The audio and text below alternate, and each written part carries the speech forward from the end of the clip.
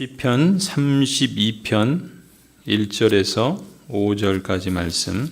다윗의 마스길 복되어라. 거역한 죄 용서받고 허물을 벗은 그 사람.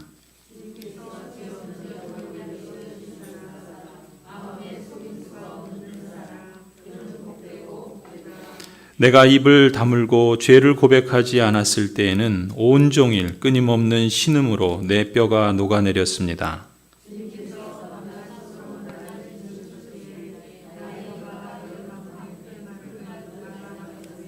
함께 읽습니다. 드디어 나는 내 죄를 주님께 아뢰며 내 잘못을 덮어두지 않고 털어놓았습니다. 내가 주님께 거역한 나의 죄를 고백합니다 하였더니 주님께서는 나의 죄악을 기꺼이 용서하셨습니다. 아멘. 하이델베르그 교리문답 56문, 21주일 56문을 지난주에 이어서 계속해서 살펴보도록 하겠습니다.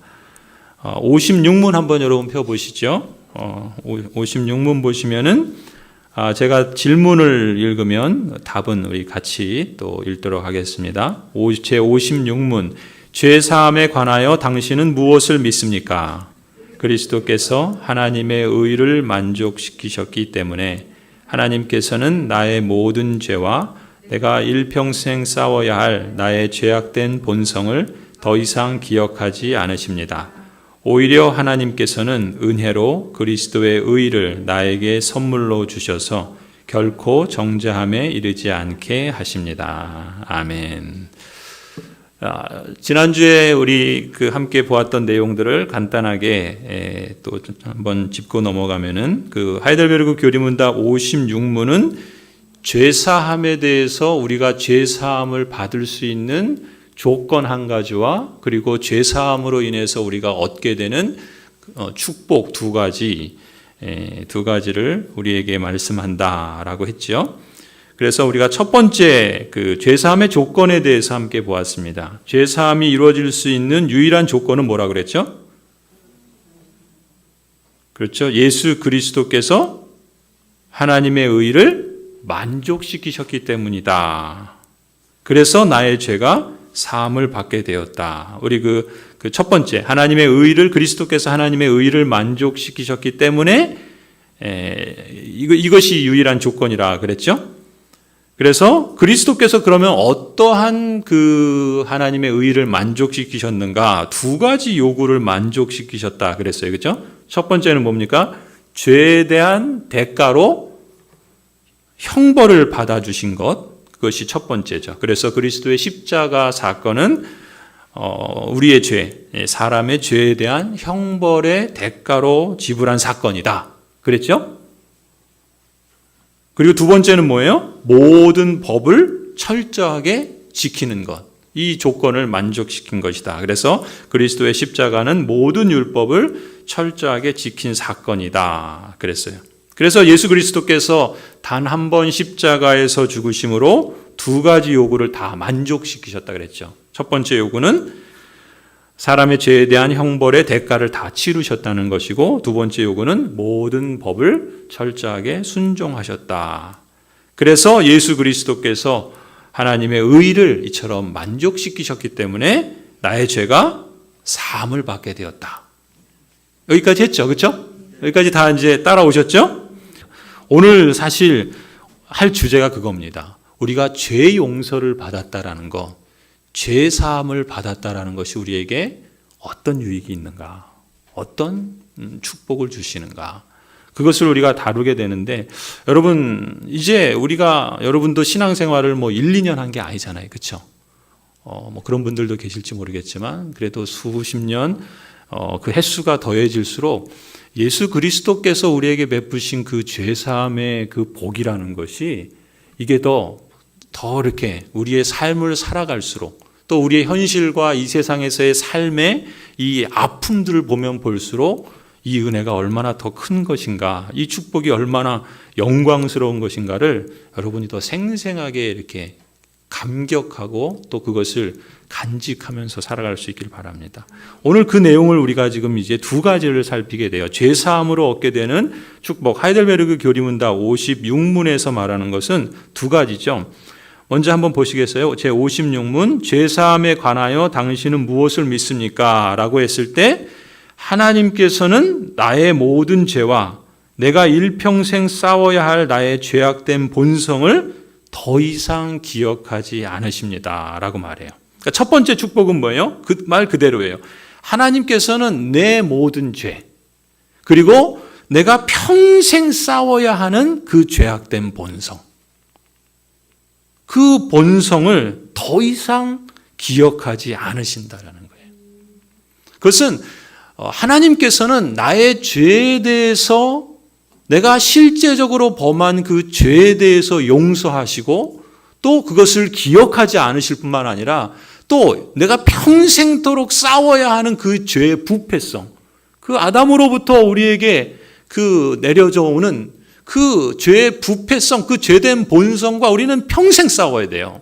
그 평생 싸워야 되는 그 죄의 부패성에 대해서도 하나님께서는 용서하시고 기억하지 않으신다는 거예요. 그러니까 죄사함이라는 것이 이런 우리에게 크신 축복을 함의하고 있다는 것이죠. 그러니까 우리가 죄를 사하여 주시는 것을 믿사옵니다. 우리 신앙 고백할 때 그러죠. 사도신경 할 때 그러잖아요. 어디서부터 시작하죠? 아니, 거의 성령왕부터. 성령을 믿사오며 거룩한 공회와 성도가 서로 교통하는 것과 곡이 나올, 그죠? 죄를, 우리 형중이 잘하고 있어요. 형제. 죄를 사하여 주시는 것과, 그리고 몸이 다시 사는 것과 영원히 사는 것을 믿사옵나이다 그러잖아요. 그때 그 신앙 고백 가운데 지금 우리가 하는 부분은 죄 사함을, 죄를 용서해 주는 것을 믿사옵나이다 했을 때 이 죄 용서에 대한 우리의 믿음이 고백되어질 때 우리는 진짜 그 죄 사함을 통해서 어떤 복을 얻는가? 그러니까 첫 번째는 그거예요. 이 죄를 사해 주신 것을 믿사옵니다라고 고백할 때마다 하나님께서 나의 모든 실제적인 죄, 내가 행하는, 아니 내가 행했던, 그리고 지금도 행하고 앞으로도 행하는 그 모든 실제적인 죄를 용서해 주시고 그리고 기억하지 않으신다는 거예요. 그리고 또 뭐라 그럽니까? 그 실제적인 죄만이 아니라 내 안에 나에게 있는 그 죄악된 그 부패성, 그 죄악된 본성, 그 부패성까지도 용서해 주실 뿐만 아니라 더 이상 기억하지 않으신다라고 그것을 믿고 확신하는 겁니다. 사도 바울이 그러죠. 내 안에 그 하나님의 그 법을 기뻐하고 그 하나님의 선을 행하고자 하는 마음이 있는데, 그런데 우리 안에 또 뭐가 있어요? 이 죄악된 부패성이 여전히 있는 거예요. 그래서 하나님의 선을 행하려고 하는 그 마음이 있음에도 불구하고 죄를 행하게 되는 그 인생의 그 아이러니한 그 역설들을 가지고 끊임없이 싸움을 싸워나가는데 그 죄의 부패성마저도 하나님께서는 용서해 주실 뿐만 아니라 더 이상 기억하지 않으신다는 거죠. 그래서 히브리서 8장을 한번 보세요. 내가 그들의 불의함을 긍휼히 여기겠고 더 이상 그들의 죄를 기억하지 않겠다. 우리의 실제적인 죄와 죄의 부패성을 용서해 주실 뿐만 아니라 그리고 그 죄를 기억하지 않겠다 그래요. 여러분, 기억하지 않겠다는 것이 왜 큰 복입니까? 한번 생각해 보세요. 어떤 사람이 저에게 잘못을 했어요. 그래서 나는 그래도 그리스도이니까 내가 당신의 그 잘못을 용서해 주겠습니다. 그리고 그 잘못에 대해서 더 이상 내가 기억하지 않겠습니다. 이렇게 말했다고 한번 생각해 보세요. 그런데 이 사람이 어떻습니까? 잘못한 것 또 하기도 하잖아요. 그렇죠? 용서를 해줬는데 또 잘못해요. 그래서 또 내가 용서해 주겠다고 말했고 또 기억하지 않겠다고 했으니까 또 그래야지 라고 또 그렇게 재확인하면서 또 용서를 해줘요. 근데 또 잘못하는 거예요. 그러니까 어떻게 해요? 그래도 내가 그리스도인인데 용서해야지. 또 용서해주고 또 기억하지 않겠다. 또 그래요. 근데 사람이 어떻습니까? 이 죄악된 부패성이라고 하는 이 죄악된 본성이라는 것은 끊임없이 우리 안에서 발동되지 않습니까? 또 잘못해요. 그래서 2번, 3번 거듭 잘못을 저질러도 나는 기억하지 않겠다고, 용서해 주겠다고 그 약속을 곱씹으면서 극복하라고 무던히 애를 쓰는데 그 사람이 그건 안중에 없는 거예요. 2번, 3번이 아니라 7번, 8번, 9번, 10번 수도 없이 그걸 죄를 저질러요. 그럼 어떻게 되겠습니까, 여러분? 여러분은 어떻게 하시겠어요? 저는 아마 폭발할 것 같아요. 아니, 너 항상 이런 식이냐? 이거밖에 안 되냐? 내가 그 몇 번을 그렇게 얼마나 봐주고 그냥 넘어갔는데 이렇게 끊임없이 계속해서 잘못을 범하냐? 그동안 내가 용서해주고 그동안 기억하지 않겠다고 했던 그 모든 것들이 그냥 내 안에서 그냥 탁 폭발해버려가지고 그냥 쏟아내버릴 것 같아요. 제가 막 흥분이 되는데 여러분은 안 그러실지 모르겠어요. 저는 그럴 것 같아요. 형중 형제도 그래요. 비슷한 사람이에요. 그죠? 우리 안에 그런 본성이 있어요. 그죠? 그잖아요. 근데 여러분, 이게 누구의 모습이에요? 내가 누군가에게 행하는 게 아니라 내가 하나님께 행하는 모습이 그런 거예요. 하나님께서 우리의 죄를 용서해 주셨어요. 너의 죄를 용서해 주고 너의 죄를 기억하지 않겠다 말씀하셨어요. 그런데 우리가 어때요? 또 죄를 범한단 말이죠. 또 하나님께서 용서해 주시고 또 기억하지 않겠다 그러는데 또 잘못을 한단 말이죠. 입장을 바꿔놓고 제가 용서를 하는 입장이라면 어떻게 돼요? 저는 한 2-3번 하다가 3-4번 하면은 그냥 폭발해서 없던 걸로 해버리고 그냥 쏟아부어 그럴 것 같은데 지금 하나님 뭐라 그러시는 거예요? 너의 죄를 용서할 뿐만 아니라 기억하지 않겠다 그래요. 여러분, 하나님께서 기억하지 않겠다는 의미가 뭡니까? 우리처럼 한 3-4번, 7번, 좀 성숙한 사람은 한 10번, 20번 그 정도까지 용서해주고 기억하지 않겠다 하다가 아마 그 이상 계속 넘어간다면 대부분 폭발하지 않을까요? 그렇지 않겠습니까? 그렇죠. 하나님은 근데 뭐래요? 하나님은 용서할 뿐만 아니라 기억하지 않겠다. 여러분, 하나님은 어떠신 분입니까? 완전하신 분이에요. 그죠? 우리는 불완전합니다. 우리는 연약한 존재예요. 그러니까 우리가 기억하지 않겠다라고 말을 하고 다짐을 하고 그렇게 몇 번 시도한다 하더라도 결국은 그 죄를 우리는 기억해둬요. 마음속에 담아둔단 말이죠. 그러니까 그게 반복되면 어떻게 돼요? 결국 그게 폭발해버려요. 그죠? 그런데 하나님께서는 기억하지 않겠다 하셨을 때는 정말 기억하지 않겠다는 거예요.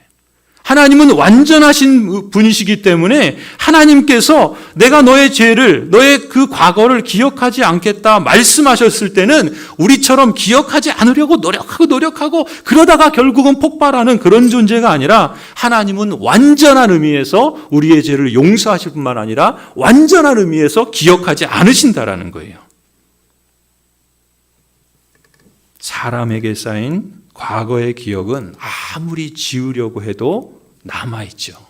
그렇지 않습니까? 특히 아픈 기억, 상처의 기억 이런 것들은 잘 씻겨지지 않습니다. 그래서 어느 구석인가 남아있어요. 그래서 그것이 불쑥불쑥 터져나올 때가 있어요. 그런 우리처럼 기억하지 않으려고 노력해도 안 되는 그런 존재가 하나님이 아니시죠. 하나님은 완전하게 우리의 과거를 기억하지 않으시겠다라고 말씀하신 대로 그렇게 기억하지 않으신 분이시라는 거예요. 그러니까 그건 무슨 얘기인가? 하나님 보실 때 우리는 그리스도 안에서 완전한 의미에서 깨끗하게 된 사람들이라는 거죠. 하나님이 우리의 과거를 기억하지 않겠다라고 하신 의미가 이런 거라는 거죠. 그래서 시편 32편 오늘 우리가 읽은 본문이 이렇게 나오는 거예요. 복되어라 거역한 죄를 용서받고 허물을 벗은 그 사람. 주님께서 죄 없는 자로 여겨주시는 그 사람. 마음에 속임수가 없는 그 사람. 그는 복되고 복되다. 복된 거예요. 하나님께서 그 거역한 죄를 용서해 주시고 그 허물을 다 기억하지 않기로 해주신 그 사람, 주님께서 죄 없는 자로 여겨주시는 그 사람은 복되고 복된 사람이라는 것이죠. 뭐라 그럽니까? 우리가 아무리 입을 다물고 죄를 고백하지 않았을 때에는 어떻게 됩니까? 그거를 담고 있으면 어떻게 돼요? 우리는 더 끊임없이 온종일 끊임없이 신음으로 내 뼈가 녹아내린다. 그렇지 않습니까? 주님께서 밤낮 손으로 나를 짓누르셨기에 나의 혀가 여름 가뭄에 풀 마르듯 말라버렸다. 이게 이 죄를 갖고 살아가는 인생의 이 괴로움인 거죠. 여러분, 사람은 죄를 짓고는요, 죄를 숨기고는 편안히 살 수가 없도록 지음받았습니다. 그렇지 않습니까? 사람 앞에서는 좀 고상한 척 할 수 있어요. 사람 앞에서는 괜찮은 척 할 수 있습니다. 사람 앞에서는 점잖은 척, 그렇지 않은 척 할 수 있어요. 그런데 하나님 앞에서는 그게 됩니까? 불가능하죠. 하나님 앞에서는 불가능합니다.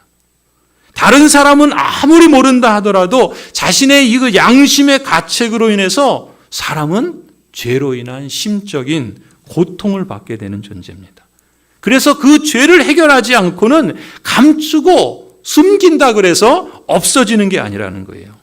회개하지 않으면, 해결하지 않으면 결국은 어떻게 됩니까? 그 죄가 우리의 정신을 망가뜨릴 뿐만 아니라 그 마음이 괴로우면 어떻게 됩니까? 몸도 아파집니다. 몸도 고통을 받게 된단 말이죠. 결국 죄 용서를 받지 못한 인생은 정신적인, 육체적인 질병을 유발하게 만듭니다. 그래서 이 죄 용서를 받는 인생이 정말 복된 겁니다. 영적으로 복될 뿐만 아니라 실제적으로 복된 거예요. 그래서 하나님과 화해하는 것이 인간의 진정한 행복인 거죠. 우리의 영생, 우리의 생명이 영원한 생명을 살아갈 수 있는 그런 관계로 회복됐다는 의미에서도 영적으로 복될 뿐만 아니라 죄 용서를 받은 인생은 이 땅을 살아가는 삶의 몸과 마음에 있어서도 진정한 행복을 경험하는 사람이라는 거예요. 지금 시편의 이 성도가 고백하는 것이 그것입니다. 사실 시편 전체가 우리에게 적극적으로 보여주는 불변의 주제가 뭐냐면 하나님과의 관계 회복입니다. 하나님과의 관계가 깨어지는 인생은 그야말로 육체적인 고통을 당하고 심리적인 고통을 당하고 관계적인 고통을 당하며 영원한 지옥에 빠질 수밖에 없는 겁니다. 그런데 하나님과의 관계가 회복된 인생, 하나님과의 관계가 회복된 건 뭐가 해결돼야 돼요? 죄 문제가 해결돼야 되는 거예요. 왜냐하면 죄는 뭡니까? 하나님께 범죄한 거예요. 하나님께 불순종한 겁니다. 하나님의 법을 어긴 거예요. 그러니까 사람과의 관계에서 용서만이 아니라 하나님과의 관계에서 해결이 돼야 돼요. 그래야지 그 인생이 진정한 해결이 된 거죠. 하나님과의 관계 회복을 통해서 우리의 육체적인 회복도, 심리적인 회복도, 관계적인 회복도 뒤따르는 법이죠. 죄와 죄책으로부터 구원받은 사람은 그런 점에서 자기 책임을 회피하여 도망가는 좌절된 사람과는 달리 궁극적인 안정감과 그리고 삶에 대한 그 평안을 느낄 수 있습니다. 그게 죄 문제가 해결되면 그러는 거예요. 그 사람은 그리스도 안에서 피난처를 발견했기 때문에 다른 사람과의 관계 속에서도 피난처를 발견할 수 있을 뿐만 아니라 다른 사람을 그 피난처로 인도할 수도 있는 것이죠. 여러분, 그러한 사람은 때로 죄를 범하고 그래서 죄에 대해서 지거나 실패할 때에도 두려워하지 않게 됩니다. 그렇다고 죄에 대해서 뻔뻔해진다는 게 아니에요. 오히려 실제로 하나님께서는요, 그 죄의 효과, 그 죄의 결과들이 우리에게 남아있는 걸 허락하십니다. 그렇죠? 우리가 어떤 죄를 범했을 때 하나님께서 우리의 죄를 용서하시고 실제적으로 용서하시고 그걸 기억하시지 않으시지만 그러나 그 죄를 범한 것으로 인한 어떤 결과들이 우리에게 영향을 끼칠 때가 있잖아요. 그렇죠? 그렇지 않습니까? 하다못해 우리가 어떤 사고가 나면 그 사고로 인한 고통을 겪게 되잖아요. 죄도 마찬가지라는 거죠. 그런데 그 죄에 대한 그러한 어떤 그 결과들조차도 그리스도인에게 있어서 그리스도와 연합되어 있는 신자에게 있어서 그것은 심판이 아니에요. 그렇죠?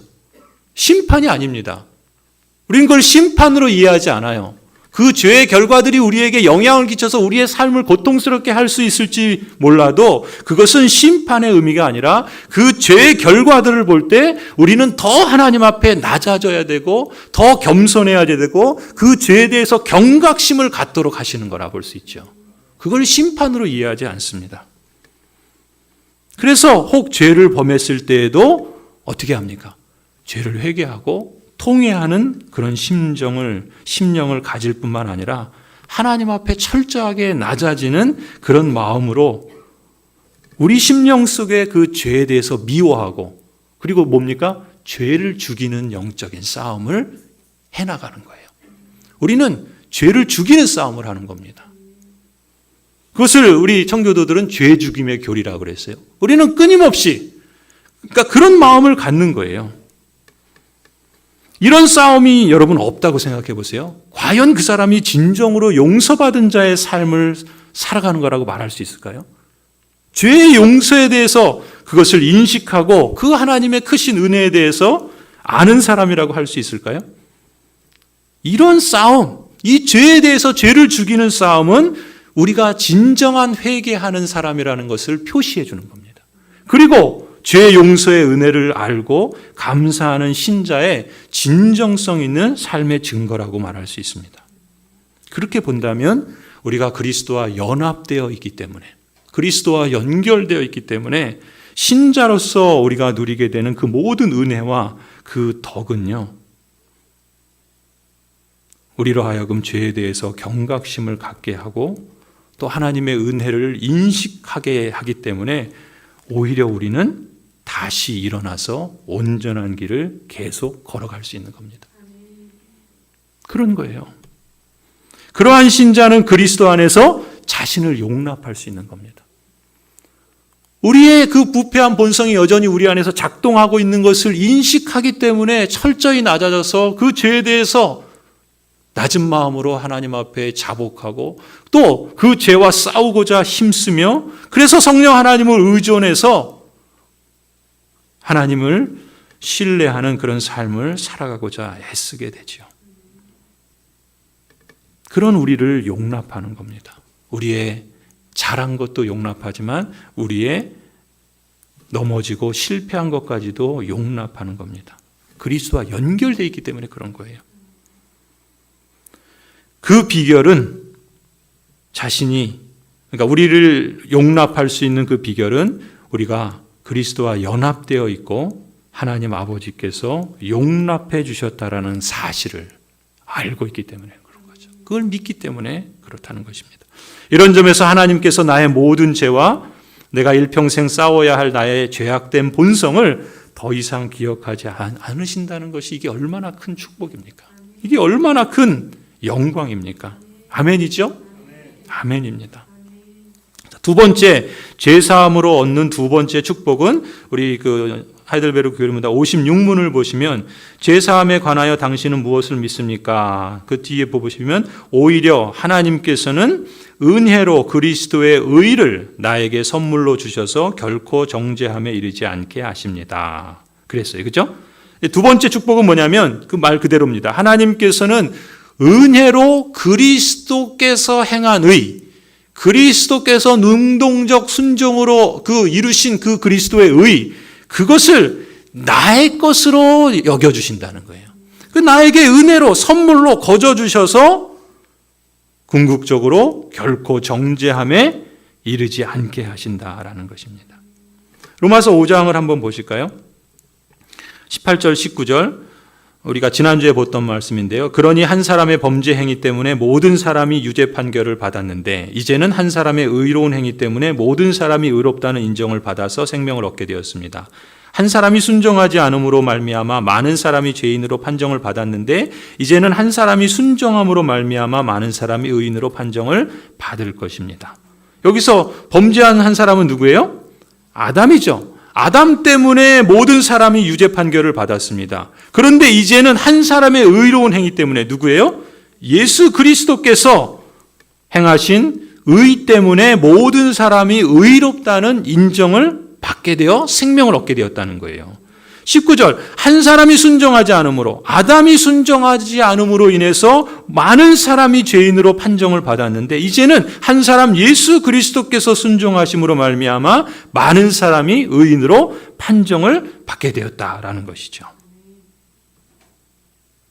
예수 그리스도는 우리의 죄를 전가받으셔서 단번에 죽으심으로 우리를 위한 영원하고 완전한 대속의 제물이 되어주셨다. 지난주에 그 말씀을 드렸죠. 그리고 더 나아가서 뭡니까? 그리스도께서 순종하심으로 이루신 그 의, 그것을 우리의 의로 삼아주신다는 거죠. 그래서 의의 전가라고 그랬죠. 그리스도께서 행하신 그 선, 그리스도께서 행하신 그 의, 그 순종, 그것을 내가 행한 것으로 하나님께서는 여겨주신다는 거예요. 마치 우리의 죄가 그리스도에게 전가되어서 그리스도께서 그 죄를 위해서 죽으심으로 나의 죄가 용서받은 것처럼 그리스도께서 행하신 의로운 행위가, 그리스도께서 행하신 그 선이 내가 행한 것으로 하나님께서 여겨주셔서 그리스도의 의를 나의 의로 여겨주신다는 것이죠. 그게 의의 전가라, 이런 말씀을 드렸죠. 풀어서 말하면 뭐예요? 모든 율법을 지켜 순종함으로써 이루신 예수 그리스도의 의를 우리에게 전가시켜 주셔서 마치 우리가 그 모든 순종을, 모든 율법을 다 지키신 것처럼 하나님께서는 우리에게 그렇게 여겨주신다는 거예요. 그래서 한 사람 예수 그리스도의 순종하심으로 하나님께서 택하여 부르신 많은 사람들이 의인이 되었다는 것이죠. 이걸 달리 표현하면 뭐예요? 우리가 입고 있던 그 더러운 죄의 옷을 주님께서 벗겨주시고, 그리고 그리스도께서 행하신 그의 의의 옷을 우리에게 새롭게 입혀주셨다는 거죠. 이로써 하나님의 죄 용서가 완성이 되는 겁니다. 그러니까 마지막 심판대 앞에 섰을 때 우리는 우리의 죄로 인해서 결코 정죄받지 않는다라고 말씀하는 거죠.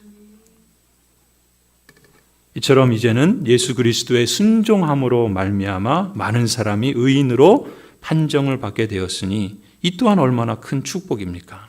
아멘이죠? 예, 바로 죄사함을 통해서 우리에게 주시는 두 가지 축복. 자, 이제 우리 56문 우리 같이 한번 읽으시면서 지난주 또 이번 주 이 하이델베르크 교리문답의 그 의미들을 한번 여러분 되새기면서 우리 이 56문을 함께 읽고 설교를 마치겠습니다. 제 56문, 죄사함에 관하여 당신은 무엇을 믿습니까?